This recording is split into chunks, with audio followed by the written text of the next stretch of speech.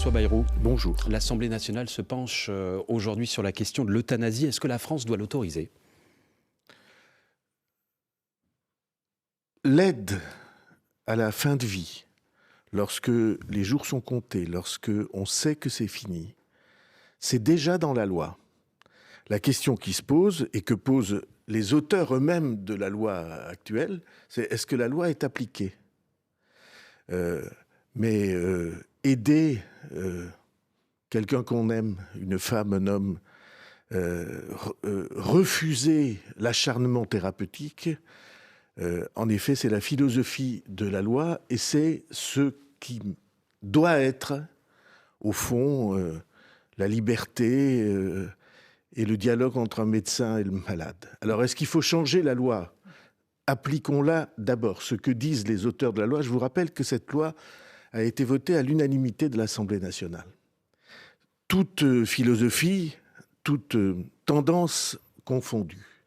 Et ce que disent les auteurs de la loi, ceux qui l'ont portée, c'est elle n'est pas appliquée comme elle devrait l'être. Appliquons-la. Mais cette question est évidemment une question qui se pose et c'est une question de philosophie personnelle dans laquelle chacun mesure combien elle est délicate et probablement essentielle. Mais votre position personnelle sur ce point, c'est que la vie est trop précieuse ou trop sacrée pour qu'on puisse choisir de soi-même de l'arrêter. Vous posez une autre question, oui. Là, qui n'est pas la question de l'euthanasie, qui est la question du suicide assisté. Et j'ai dit, je crois, à ce micro même, que pour moi, c'était une question. Parce que il se trouve que quand on voit des êtres qui vous sont chers passer par des horreurs pour être obligés de quitter la vie, on se dit que, ma foi, il y aurait probablement des démarches plus humaines. Alors, c'est ma position personnelle, elle n'est absolument pas une consigne à qui que ce soit. Vous dites que c'est une question, ça veut dire qu'elle doit être abordée à l'Assemblée nationale ? Parce que concrètement, ce qui se passe aujourd'hui, c'est elle ne va pas l'être dans ce cadre. Hein. C'est pas la même. C'est pas la même philosophie, mais est-ce qu'il faut aller plus loin que la sédation profonde, c'est-à-dire permettre à un malade qui ne peut pas guérir de s'endormir, en fait. C'est ce qui existe aujourd'hui, mais est-ce qu'il ne faut pas une aide plus active ? C'est ce qui se fait. Est-ce qu'il faut aller plus loin ? C'est ce qui se fait tous les jours dans un très grand nombre d'hôpitaux et de cliniques et dans le dialogue silencieux, les yeux dans les yeux, qu'il y a entre un médecin, son malade et la famille du malade le plus souvent. Ça se fait tous les jours. Est-ce qu'il faut que ce soit dans les codes avec des normes et des règles ? Vous sentez bien qu'il y a là quelque chose qui ouvre des questions qui sont des questions si profondes qu'on ne peut les aborder qu'avec beaucoup de prudence. Moi, j'ai beaucoup admiré le travail qu'ont fait Leonetti et Claes, les deux auteurs de la loi précédente. Parce que si vous mesurez l'éventail des philosophies, des convictions religieuses, des croyances ou des athéismes ou des agnosticismes, et à quel point ce travail est délicat, ces deux hommes d'orientation philosophique différente, ils ont réussi à écrire un texte qui a convaincu la totalité des nuances de l'Assemblée nationale. Et j'ai beaucoup admiré ce travail parce que c'était un travail de conscience et de délicatesse. François Bayrou, Emmanuel Macron réunit tout à l'heure la haute fonction publique. Il devrait annoncer la suppression de l'ENA que vous réclamez depuis des années et des années. Ça y est, vous avez eu la tête de l'ENA. Il vous écoute encore. Ça n'est pas comme ça que ça se joue. En effet, ça a été un de mes chevaux de bataille depuis longtemps. Et c'est un sujet de préoccupation pour le président de la République tous les jours depuis la campagne électorale de 2017. Pourquoi ? À mon avis, il y a deux raisons profondes. La première de ces raisons, c'est que parmi les problèmes vitaux de la France, il y en a un que vous constatez tous les jours, c'est la rupture absolue entre la base de la société, ceux qui travaillent, ceux qui sont à la retraite, ceux qui sont au chômage, les femmes et les hommes qui occupent toutes les fonctions de la société, les jeunes, les étudiants, et le prétendu sommet. Rupture entre la base et ceux qui sont en haut. Mais ENA ou pas, il y aura toujours un sommet et une base. Peut-être on peut réfléchir. Il faudra toujours à cette former des hauts question. fonctionnaires, il faudra toujours préparer. Peut-être qu'on peut réfléchir à cette question. Ouais. Donc je dis rupture. Et deuxième problème, qui va avec, c'est un système inefficace, de blocage perpétuel, qui fait qu'on ne peut jamais rien changer. Monsieur le Président, c'est impossible.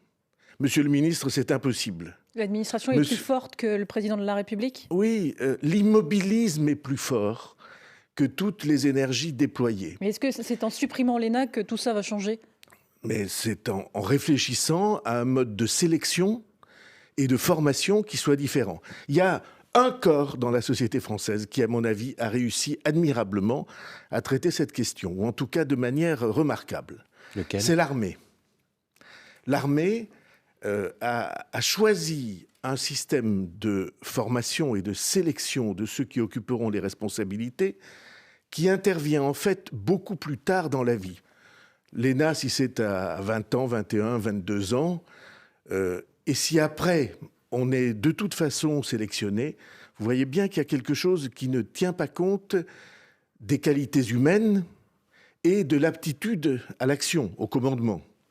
Et donc l'armée, en créant l'école de guerre à 35 ans, qui est le passage, le carrefour pour les grandes responsabilités, en mettant beaucoup de soins à sélectionner ce qu'ils appellent les potentiels, les hauts potentiels, tous ceux dont on devine, dont on se dit qu'ils pourront avoir les qualités nécessaires pour conduire les hommes et conduire les batailles.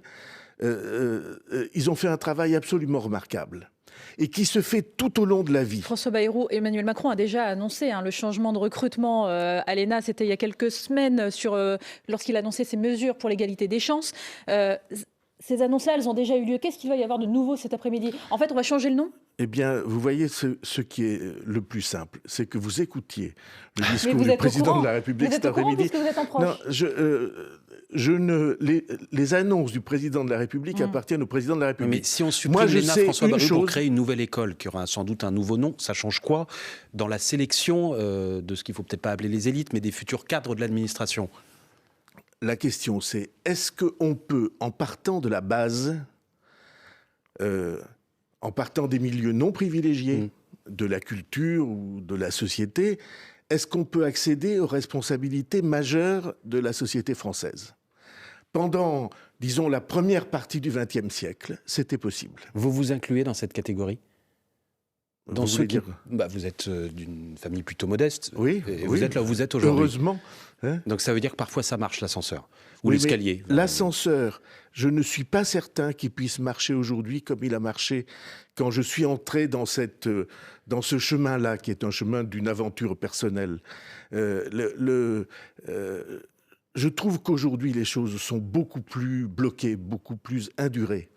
Et il y a une question qui se pose, j'ai parlé de l'efficacité.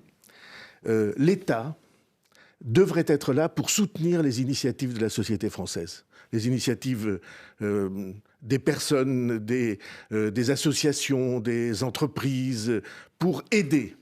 Et la plupart du temps, il n'est pas là pour aider, il est là pour bloquer, parce que l'État a connu une dérive.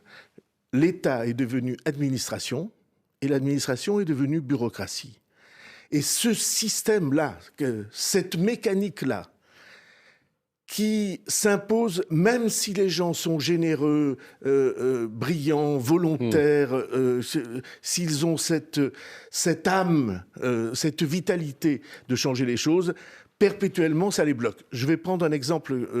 Vous allez le prendre, si vous voulez bien, dans une minute ? Dans une minute. Je vous coupe, il est 8h42, le fil info, Diane Ferchit.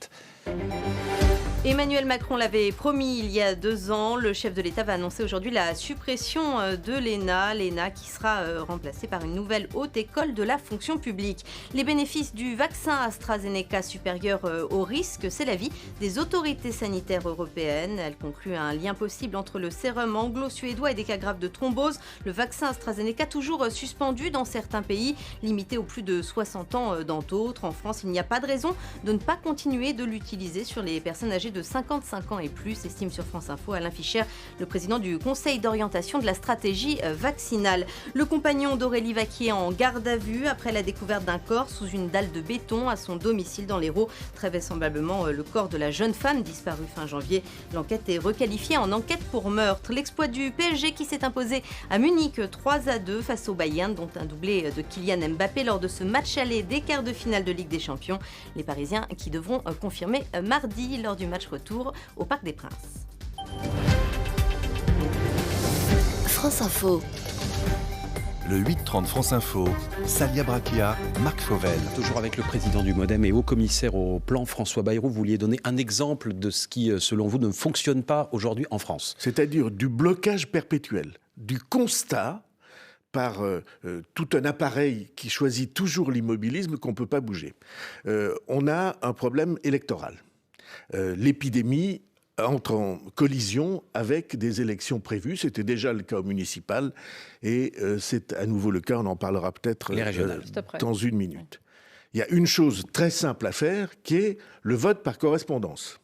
Ce que tous les pays autour de nous ont fait, ce que je réclame, comme vous savez, je vois votre sourire depuis longtemps, presque comme une obsession.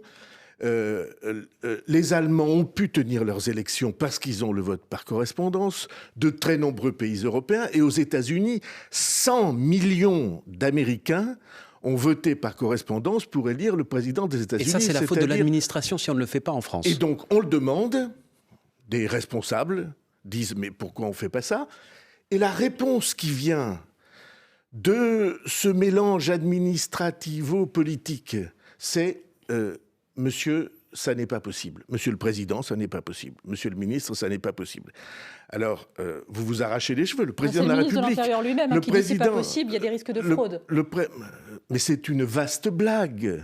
C'est ce que vous avez dit à Gérald Darmanin ? Comment il sait bien que je le pense. D'abord, il m'a entendu le dire à votre micro assez souvent, à vos micros assez souvent. Comment peut-on dire qu'il n'est pas possible. Vous savez, les Allemands ont le vote par correspondance. La Cour suprême allemande a décidé, il y a plus de 20 ans, qu'elle ne prendrait plus jamais aucune plainte pour fraude sur le vote par correspondance, parce que vérification avait été faite par des procédures innombrables, qu'il n'y avait pas de fraude. 100 millions d'Américains, on n'a pas trouvé une fraude. Qu'est-ce que racontent ceux qui choisissent perpétuellement de ne rien changer, même ce qui correspond au bon sens le plus élémentaire? C'est le bon sens qui manque. Vous n'êtes pas écouté par le gouvernement et pas par le président de la République pour le vote par correspondance? Eh bien, moi, je crois que je le suis, mais on va voir. Je suis persuadé que pour les régionales, ça dépend de la date à laquelle les régionales se tiennent. Vous pensez qu'elles n'auront pas lieu au mois de juin? Et on va peut-être venir à ce... allons-y, si vous voulez bien. Elles n'auront pas lieu au mois de juin? Non. Non, ça n'est pas la bonne question. La question, est-ce qu'il faut qu'elles aient lieu... Traditionnellement, je fais les questions, vous faites les réponses, mais si vous voulez... Est-ce qu'il faut qu'elles aient lieu au mois de juin? Oui. On est dans une période d'épidémie. On est dans un moment où, tout le monde le voit bien, toutes les collectivités, toutes les communes, toutes les villes suppriment leurs fêtes, leurs comices agricoles, leurs concerts, tout est bloqué. C'est pas forcément la même ambiance dans un bureau de vote. Et on dit qu'on va cependant tenir, sans le moindre changement, une élection dans laquelle la campagne électorale ne va pas pouvoir avoir lieu et où les maires disent... Mais c'est pas possible, on ne peut pas le faire. Je vais vous donner une preuve simple. Mais les maires, nous avons consulté, le groupe du MoDem, du Mouvement démocrate, nous avons consulté tous les maires des circonscriptions des 60 ou 58 députés de notre groupe. Les maires, à plus de 80%, disent « on ne peut pas le faire ». Et j'apporte une preuve toute simple. Donc vous dites quoi? Vous dites on peut pas faire... Le conseil scientifique qui s'occupe de la santé a dit il faut que tous les assesseurs soient vaccinés. Il faudrait. Ouais, il faudrait. C'était une recommandation. Oui, donc c'est une obligation. Il faut que tous les assesseurs soient vaccinés. Est-ce que vous connaissez les assesseurs 5 semaines à l'avance? La vérité, c'est que les assesseurs dans les bureaux de vote, tout maire qui a la moindre expérience sait qu'il les trouve dans les 3 derniers jours. Et si on les connaissait à l'avance, alors ça veut dire qu'ils vont avoir la priorité sur les enseignants, sur les personnels d'un certain nombre de services publics vitaux. Tout ceci est irréaliste, Donc irresponsable. on repousse les élections à quand? À la Mon rentrée? avis à moi, Oui. après le gouvernement a sa responsabilité et l'Assemblée nationale si, mon avis à moi, c'est qu'il n'est pas raisonnable de tenir les élections dans un moment où l'attention des citoyens est portée sur des questions aussi graves que la santé, la maladie, Il l'épidémie, faudrait les la vie et organiser la quand? mort. C'est régional, c'est départemental. Après l'été, mais c'est ce que dit le Conseil scientifique entre les lignes. Il dit, après l'été, en effet, il y aurait un fait nouveau, c'est que plusieurs dizaines de millions de Français seront vaccinés. Donc le risque aura décru. Jean Castex doit donner sa réponse après consultation des forces politiques. Vous, est-ce que vous en avez parlé à Jean Castex? Est-ce que vous Oui. en avez parlé au président de la République? Oui. Et ils vous ont répondu. Qu'est-ce qu'ils vous ont répondu? D'abord, je ne raconte jamais mes Bien tenté, conversations ça, avec eux. Mais enfin, en tout cas, ils me consultaient pour savoir, comme Non, responsable mais est-ce que ça les politique... fait hésiter? C'est ça la question. Oh, je pense que oui, c'est une question qui est dans leur esprit, oui. Et qui Mais n'est pas il tranchée, suffit de donc. consulter les maires. Ouais. Les maires de chacune des communes, demandons-leur. Et on va voir que la réponse... vous savez, on a 70 000 bureaux de vote. Combien de personnes pour participer à ces bureaux de vote? Allez, si vous avez 10 candidatures, il faut à peu près une dizaine de personnes. Ça fait 700 000 personnes qu'il faut vacciner. Est-ce que c'est réaliste? On a vécu au premier tour des élections municipales un drame dans lequel nous connaissons, vous connaissez, je connais, des femmes et des hommes qui ont contracté la maladie, qui sont morts. Et certains étaient mes amis. Est-ce qu'on continue en fermant les yeux? Moi, je pense que la raison, ça serait de dire on votera après l'été, et deuxièmement, on va tout de suite se mettre à créer les conditions du vote par correspondance pour tous les Français qui le souhaiteront. Voilà, message envoyé à Gérald Darmanin, le ministre de l'Intérieur. Il est 8h50, on se retrouve dans un instant. François Bayrou, le fil info tout d'abord avec Diane Ferchit. Plus de 38 millions de foyers fiscaux sont concernés. Mise en ligne ce jeudi de la déclaration des revenus 2020. Dans le contexte sanitaire actuel, certains frais de télétravail seront exonérés. L'État est devenu une administration et l'administration est devenue une bureaucratie. Les mots, vous venez de l'entendre à l'instant sur France Info, de François Bayrou, président du MoDem et haut-commissaire au plan, alors qu'Emmanuel Macron annoncera cet après-midi la suppression de l'ENA, une promesse du président faite au moment de la crise des Gilets jaunes. Les caillots sanguins doivent être répertoriés comme un effet secondaire très rare du vaccin AstraZeneca contre le Covid. Conclusion de l'Agence européenne du médicament après des cas de thrombose mortelle, 19 sur 25 millions de vaccinés en Europe. Mais les bénéfices l'emportent sur le risque. En France, l'AstraZeneca est réservé aux personnes de plus de 55 ans. L'Assemblée nationale examine ce jeudi une proposition de loi pour créer un droit à l'euthanasie pour les personnes souffrant d'une pathologie incurable. Un texte qui n'a quasiment aucune chance d'être adopté. Plus de 3000 amendements déposés alors que l'Assemblée nationale n'a qu'une seule journée pour se pencher sur ce texte. France Info. Le 8-30 France Info, Salia Brachia, Marc Fauvel. François Bayrou, vous êtes chargé par le gouvernement et par Emmanuel Macron de réfléchir à la France de 2050, 2060. Aux États-Unis, Joe Biden vient de se lancer dans des hausses assez massives d'impôts pour les entreprises. Le taux d'imposition des entreprises, qui est aujourd'hui de 21%, va passer à 28%. Si on regarde dans le détail, ça veut dire que les impôts que paieront les entreprises américaines seront plus élevés que les entreprises françaises. Enfin, du même ordre. Par exemple, 25% l'an prochain en France, 28% aux États-Unis. Est-ce que pour rembourser la dette, il va falloir que les entreprises payent? Alors, je ne crois pas qu'il faille cibler les entreprises. Je pense Alors, que on c'est cible une qui? très mauvaise idée.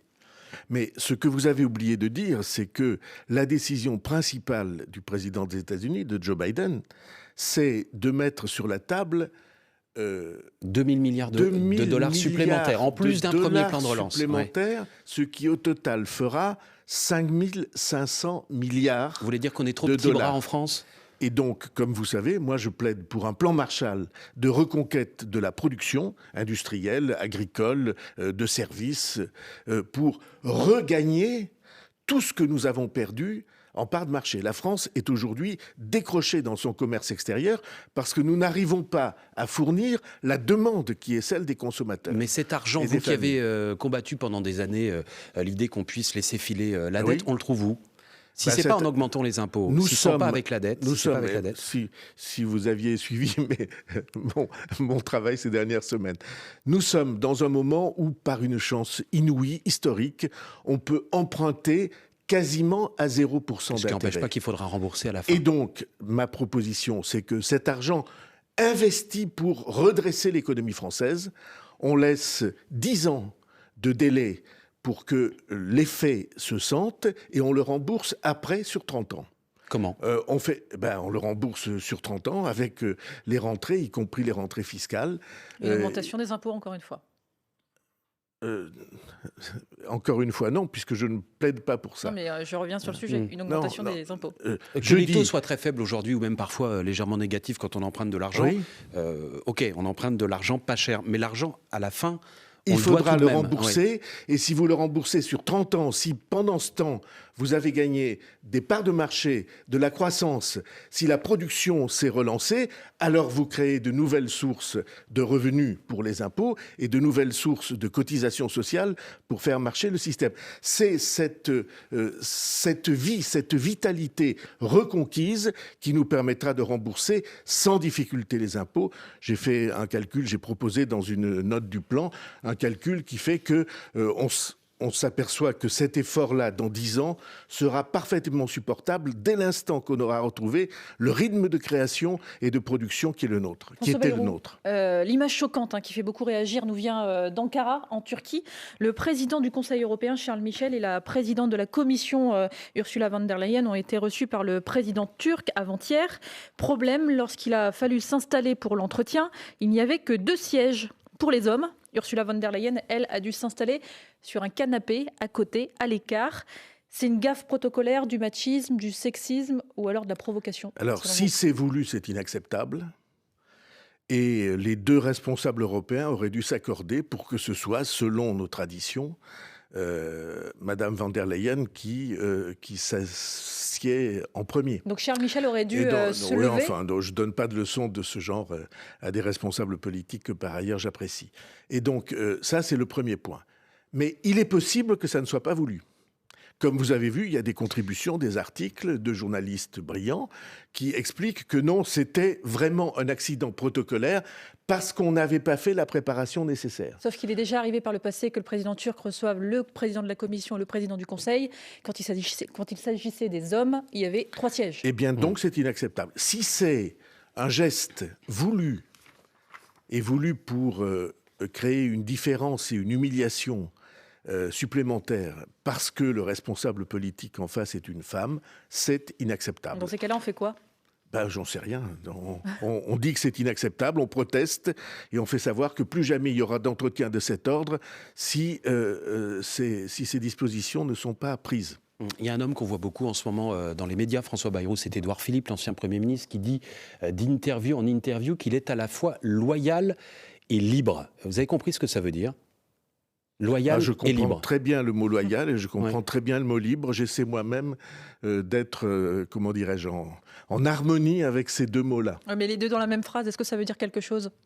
J'en sais rien. Les journalistes, c'est vous êtes brillants, vous êtes Philippe, intelligents, vous êtes attentifs et vous êtes avisés. Et donc, c'est pas moi qui vais vous donner des leçons d'interprétation des messages subliminaux qui Vous êtes qui sont plus dans loyal ou plus libre avec Emmanuel Macron ? Les 2. Ça veut dire, par exemple, que vous n'avez pas de doute sur ce que vous ferez dans 1 an à l'élection présidentielle ? Exactement. Je suis pleinement engagé dans le soutien à ce que le président de la République fait par délégation des Français. Parce que l'élection de 2017, ce qui a échappé à beaucoup de gens, c'était pour moi une élection tournant. C'était une élection tournant parce que les Français donnaient au président de la République la mission de changer les rapports entre le pouvoir et le peuple, entre le haut et la base de la société. Et ceci n'a pas pu se faire pendant des années. C'est extrêmement courageux de la part du président de la République de s'y attaquer aujourd'hui même, comme vous l'avez annoncé. Vous n'êtes pas partie des déçus d'Emmanuel Macron ? Non. Sur rien ? Pour moi, je vais vous dire, la question que je me suis posée tout au long de ma vie politique, à la fois engagé dans l'élection présidentielle et observant le pouvoir. La question que je me suis posée, c'est est-ce que ceux qui ont les responsabilités sont à la hauteur de l'histoire ? Et ma certitude, ce que je ressens du plus profond, c'est que cet homme-là est à la hauteur de l'histoire. Et c'est une histoire tellement difficile dans les temps que nous vivons, que ce sont des temps de bouleversements profonds, on en a énuméré un certain nombre entre nous, qu'il faut une énergie formidable et une conscience formidable pour oser faire bouger ce qui est tellement bloqué depuis tant et tant de décennies. Et donc, non, moi je n'ai aucun doute sur ce point. Dernière question-réponse par oui ou non, si vous voulez bien. Si on vous propose demain matin de vous faire vacciner avec AstraZeneca, vous y allez ou pas ? Oui. Merci. Bonne journée à vous, François Bayrou.